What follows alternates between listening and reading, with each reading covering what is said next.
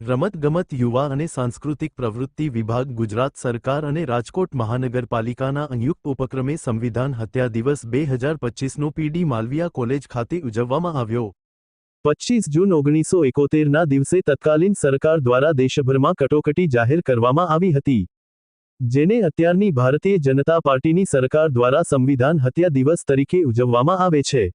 જે અનુસંધાને આજે રાજકોટમાં પીડી માલવિયા કોલેજ ખાતે એક કાર્યક્રમનું આયોજન કરવામાં આવ્યું હતું, જેમાં ભારતીય જનતા પાર્ટીના સર્વે નેતાગણ સહિત કોર્પોરેટર અને વિદ્યાર્થીઓની બહોળી સંખ્યામાં હાજરી વચ્ચે માનનીય મુખ્યમંત્રી શ્રી ભૂપેન્દ્રભાઈ પટેલે વિડિયો કોન્ફરન્સના માધ્યમથી આ કાર્યક્રમને સંબોધન કર્યું હતું।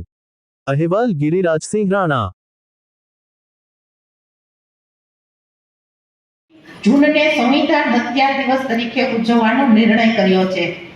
25મી જૂન 1975ના રોજ તત્કાલીન વડાપ્રધાન ઇન્દિરા ગાંધીના આદેશ પર તત્કાલીન રાષ્ટ્રપતિ ફખરુદ્દીન અલી અહેમદ દ્વારા ભારતીય બંધારણની કલમ 352 હેઠળ દેશમાં કટોકટી જાહેર કરવામાં આવી હતી।